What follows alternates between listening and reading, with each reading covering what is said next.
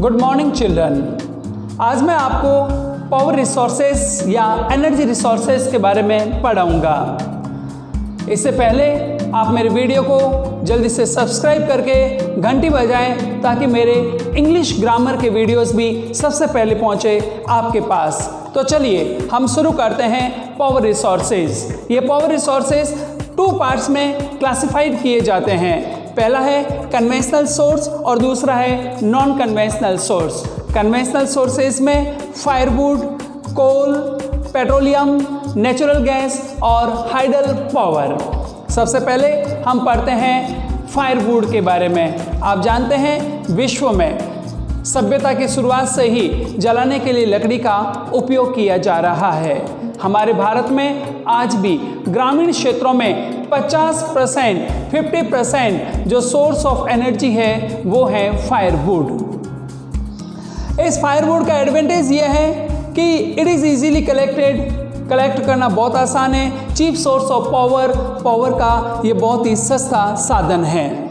लेकिन इसके डिसएडवांटेज ये है कि कॉज ऑफ पॉल्यूशन का कारण है डिफॉरेस्टेशन। करोड़ों वृक्ष प्रतिदिन काटे जा रहे हैं तो डिफॉरेस्टेशन हो रहा है। कलेक्शन इज लेबोरियस, कलेक्शन करना बहुत परिश्रम करना पड़ता है एंड टाइम कंज्यूमिंग, टाइम भी बहुत ज़्यादा कंज्यूम करता है। दूसरा है हमारा non conventional source of energy में, वो है कोल। कोयले को जो कंपोजिशन है कोयले की, इसमें कार्बन सबसे अधिक मात्रा में होता है, हाइड्रोजन, सल्फर, ऑक्सीजन और नाइट्रोजन की मात्रा हुआ करती है। पृथ्वी की जो सेडिमेंट्री रॉक्स है, वो सेडिमेंट्री रॉक्स के अंदर हमें कोयला प्राप्त होता है। कार्बन की मात्रा के आधार पर हम कोयले को 4 भागों में विभाजित करते हैं।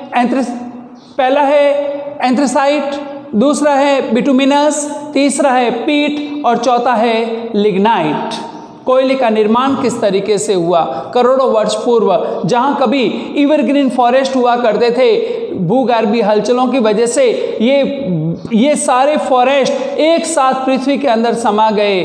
करोड़ों वर्षों में पृथ्वी के अंदर की गर्मी की वजह से और इसकी दबाव की वजह से, due to the heat and pressure of the earth that converted into the coal। और ऐसे क्षेत्र जहां कोयला बहुत अधिक मात्रा में पाया जाता है, उन क्षेत्रों को कोल फॉरेस्ट के नाम से जाना जाता है। विश्व में, माफ कीजिएगा, कोयले का उपयोग हम लोग डोमेस्टिक यूज़ में भी कोयले का उपयोग करते हैं, इंडस्ट्रीज़ में भी कोयले का यूज़ किया जाता है और कोयले का यूज़ करके इलेक्ट्रिसिटी जनरेट की जाती है जो बहुत ही सस्ती होती है। इसे कहा जाता है थर्मल एनर्जी। विश्व में कोयला China, Germany, USA, South Africa, Russia और फ्रांस में मुख्य रूप से प्राप्त होता है। विश्व में चाइना एक ऐसा देश है जिसके द्वारा 50% कोयला अकेला चाइना के द्वारा कंज्यूम किया जाता है। भारत में कोयले के प्रोड्यूसिंग क्षेत्र है झरिया, रानीगंज, धनबाद और बोकारो जो झारखंड के क्षेत्र है जहां कोयले का खनन किया जाता है। इसका एडवांटेज ये है, it is available in most part of the world. कोयला दुनिया के अधिकांश पार्ट में मौजूद है। N efficient means of producing electricity produce करने का सबसे प्रभावशाली साधन है। और इसका डिसएडवांटेज ये है, it is major cause of the pollution. ये पॉल्यूशन का मुख्य कारण है। बल्कि टू ट्रांसपोर्ट, इसका ट्रांसपोर्टेशन करना बहुत ही ज़्यादा एक्सपेंसिव हुआ करता है। तीसरा पेट्रोलियम। पेट्रोलियम को रॉक ऑयल भी कहा जाता है और पेट्रोलियम को ब्लैक गोल्ड भी कहा जाता है। पृथ्वी की सेडिमेंट्री रॉक से ही ये फॉसिल फ्यूल हमको प्राप्त होते हैं, कोयला, पेट्रोलियम और नेचुरल गैस। करोड़ों वर्ष पूर्व पृथ्वी की ऑन द लैंड और ऑफशोर पृथ्वी की हलचलों की वजह से बहुत सारे ऑर्गेनिज्म पृथ्वी के अंदर समा गए। पृथ्वी के अंदर की गर्मी और दाब की वजह से उन ऑर्गेनिज्म का अधिकांश पार्ट है वो सड़ गया, लेकिन कुछ ऑर्गेनिक रिमेन्स थे जो कन्वर्ट होकर के पेट्रोल और नेचुरल गैस बन गई। पृथ्वी की सेडिमेंट्री रॉक से जो ड्रिलिंग प्रोसेस है, उस ड्रिलिंग प्रोसेस से पेट्रोलियम को प्राप्त किया जाता है। पेट्रोल के साथ में हमें diesel, kerosene, wax, plastic, lubricants इत्यादि भी प्राप्त होते हैं। जो मुख्य उत्पादक क्षेत्र हैं, मिडिल ईस्टर्न जो हमारे एशिया का पार्ट है जहां अधिकांश पेट्रोल प्राप्त होता है, जिसमें मुख्य देश हैं Iran, Iraq, Kuwait, Saudi Arabia, Afghanistan, Qatar इत्यादि। इसके अलावा विश्व में USA, United State of America, Russia, Algeria, Venezuela इत्यादि।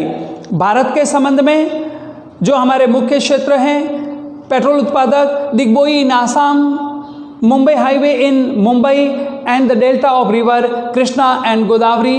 इसके अलावा हमारे राजस्थान के बाड़मेर जिले के अंदर पेट्रोलियम के विशाल भंडार प्राप्त हुए हैं। पेट्रोल का सबसे बड़ा हमारा एडवांटेज ये है, it is easy to transport करना बहुत आसान हुआ करता है। It is used in various industries, बहुत सारी इंडस्ट्रीज़ में पेट्रोल का यूज़ किया जाता है। और इसका डिसएडवांटेज ये है कि it is cause of pollution का एक कारण पेट्रोल है। It catches the fire easily, आसानी से आग पकड़ लेता है। और तीसरा है इट इज़ एग्जिस्टेबल, यह समाप्त होने वाला ईंधन है। Non renewable source of energy, non renewable source है ये एनर्जी का। अब हम पढ़ते हैं नेचुरल गैस के बारे में। पृथ्वी की सेडिमेंट्री रॉक से ही ये नेचुरल गैस प्राप्त की जाती है। नेचुरल गैस CNG के बारे में आप अच्छी तरह से जानते हैं। कंप्रेस्ड नेचुरल गैस बहुत ही कम पॉल्यूटेंट हुआ करती है। इसका यूज़ डोमेस्टिक पर्पस में भी किया जाता है और इसका यूज़ इंडस्ट्रीज में भी किया जाता है। विश्व में रसिया, नॉर्वे, यूके, नीदरलैंड इत्यादि देशों में नेचुरल गैस प्राप्त की जाती है। भारत के संबंध में जैसलमेर, काथार desert, Krishna Godavari delta, Tripura and some areas offshore in Mumbai. Natural gas का सबसे बड़ा एडवांटेज ये है, it is easy to transport through the pipelines. Pipeline से ट्रांसपोर्ट करना इसे बहुत ही आसान है। Cheaper than the petrol, petrol से ये सस्ती हुआ करती है।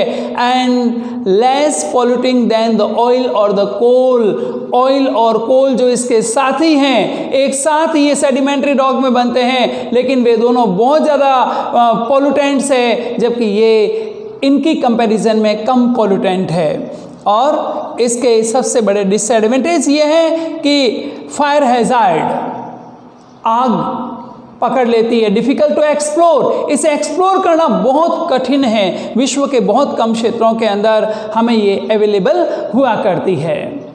अब हम पढ़ते हैं हाइडल पावर के बारे में। बड़े बड़े डैम जहाँ पर हैं, डैम बनाए जाते हैं जहाँ पर नदियों के पानी को, बरसात के पानी को इकट्ठा किया जाता है और पाइप के माध्यम से तेज गति से उस पानी को नीचे जो हमारे वहाँ टरबाइन लगे हुए हैं, उन टरबाइन्स के ऊपर उस पानी को गिराया जाता है और वो टरबाइन ब्लेड्स स्पीडली तेज गति से घूमती है और इलेक्ट्रिसिटी जनरेट की जाती है। इस प्रकार की इलेक्ट्रिसिटी को हाइड्रो इलेक्ट्रिसिटी कहा जाता है। और जो पानी शेष रह जाता है उस पानी का इरिगेशन के लिए उपयोग किया जाता है, कृषि के क्षेत्र में सिंचाई में उपयोग किया जाता है। आपको मैं बता देता हूं बच्चों, विश्व का आज की तारीख में विश्व का 1/4 यानी कि 25% इलेक्ट्रिसिटी हाइडल पावर से जनरेट की जाती है। इसके लीडिंग कंट्रीज है Norway, Paraguay, China and Brazil. India के क्षेत्र में हम बात करें तो hydro power station in Bhakra Nangal, hydro power station in Gandhi Sagar, hydro power station in Nagarjuna Sagar and hydro power station in Damodar valley project. Hydro electricity या हाइड्रो पावर, इस हाइड्रो पावर की जो एडवांटेज है वो पहला एडवांटेज है they do not cause pollution, इससे pollution नहीं होता है। प्रोड्यूस चीप इलेक्ट्रिसिटी, इलेक्ट्रिसिटी बहुत ही सस्ती हमें प्रोड्यूस होती है। और तीसरा है वाटर इज रीयूजेबल, इसके वाटर को रीयूज किया जाता है। इसके डिसएडवांटेज है इट इज़ वेरी एक्सपेंसिव, ये बहुत ही महंगी हुआ करती है। टाइम इसको सेटअप करने में, डैम बनाने में, नदियों को रोकने में बहुत से वर्ष लग जाते हैं, करोड़ों अरबों रुपए का एक्सपेंस करना पड़ता है। तो ये इसको जो सेटअप करने का जो है वो बहुत ही महंगा हुआ करता है। इस तरह से आज हमने पढ़ा कन्वेंशनल सोर्स ऑफ एनर्जी के बारे में। मैं अपने अगले पार्ट में आपको पढ़ाऊंगा non conventional source of energy. तब तक के लिए धन्यवाद।